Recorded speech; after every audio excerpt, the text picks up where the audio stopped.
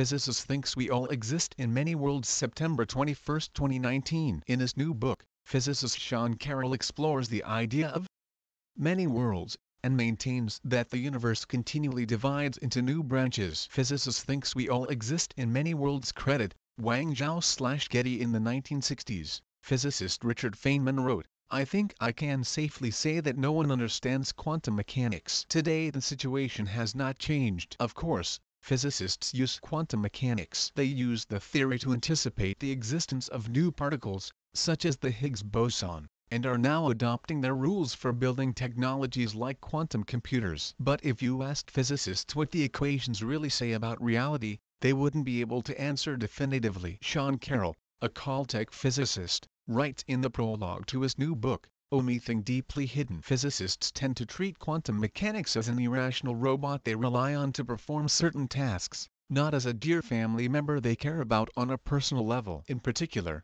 Carroll opposes the conventional approach to quantum mechanics, formally known as the Copenhagen interpretation, and informally as shut up and calculate. Instead, he prefers a 5-decade idea known as many worlds, first proposed by physicist Hugh Everett. He describes the universe as a set of variable numbers, known as a wave function, that evolves according to a single equation. According to many worlds, the universe continually divides into new branches to produce multiple versions of ourselves. Carroll thinks that, until now, many worlds is the simplest possible explanation of quantum mechanics. The Wired site asked Carroll a series of drastic questions about the nature of reality. The interview was summarized and slightly edited for clarity. What is the reality? Carroll: the best answer we can give is that reality is a vector in Hilbert space. This is the technical way of saying that reality is described by a single wave function of quantum mechanics. Okay, this is abstract. Please conceptualize it. We see tables and chairs,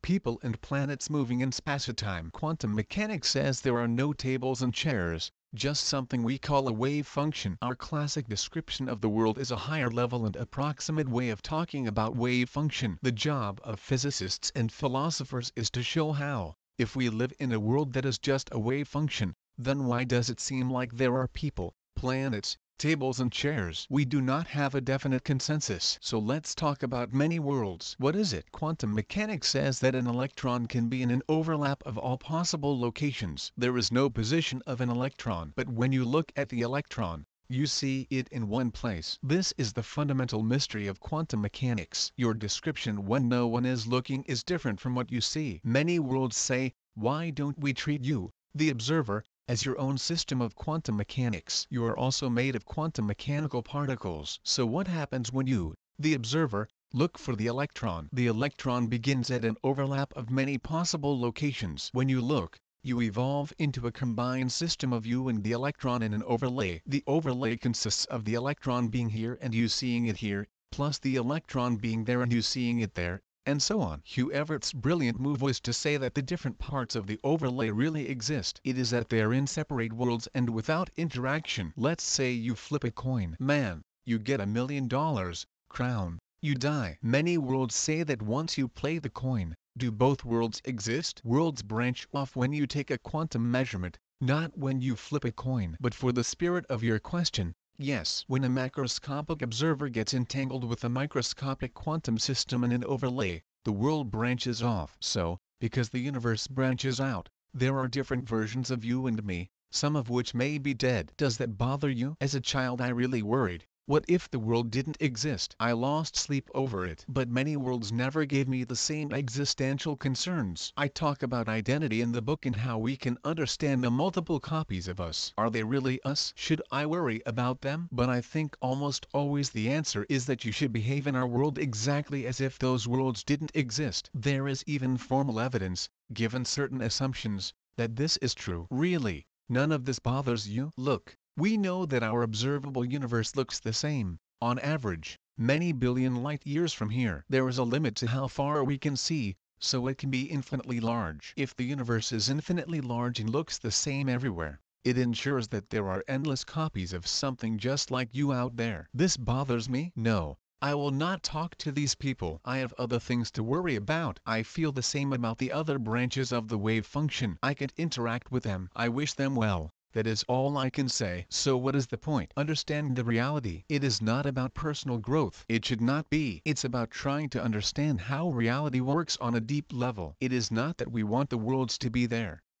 It's just the simplest and most austere way to understand data. Where are these worlds? There is no such thing as where they are. Certain things have no locations. Where is our universe? The universe is not the kind of thing that has a location. Where is the fellowship located? Where is number 5 located? Worlds exist only simultaneously as ours. In your book, you write about how Everett's doctoral advisor diluted his ideas about the many worlds because they seemed to be directly at odds with conventional physics. Have you ever felt excluded or censored by the rest of the physics community? Banned, censored, these are not the right words. Ignored. Certainly. I was told, when you apply for grants, don't mention that you work on the fundamentals of quantum mechanics. It is not seen as serious physics. This is not something that government agencies want to give you money to do. Most people don't spend much time thinking about what reality is. When you started, it took me a while to discover that reality, as described by quantum mechanics, was much stranger than the Big Bang and the black holes and things like that. It didn't start until I graduated from college. But I can trace my interest in physics when I was about 10 years old. I was always attracted to the biggest questions possible. I was never interested in how a phone worked. Why not? If you understand phone, I don't know how much that would tell you about how radios, cars or other things work. Whereas understanding reality applies to everything. So I have to ask. Recently, many well-known scientists, such as Lawrence Krauss and George Church, have had to publicly acknowledge the fact that they have received money and cultivated connections with Jeffrey Epstein. For years, you've contributed writing to the EDGE Foundation, whose founder John Brockman was called the Jeffrey Epstein's intellectual facilitator by the New Republic. Epstein has also helped fund the EDGE Foundation for years. Have you ever interacted with Epstein at any time or gone through your work with EDGE or not? Not through the EDGE. I had no idea he was involved. I never met Epstein. I was invited to some scientific meeting on Epstein Island and said no. But that was through a completely different connection, not through Brockman. What year was Jeffrey Epstein's invitation? I do not remember. It was probably 2008 or 2009, if I'm not mistaken. It was certainly after I moved to Caltech, which was in 2006. How did you decline the invitation? There were several reasons. The person who arranged for me to be invited was Al Sekal, who was just another type of disreputable person. The whole thing seemed dishonorable from start to finish, so I didn't want to have anything to do with it. Life is too short. I have other things to do.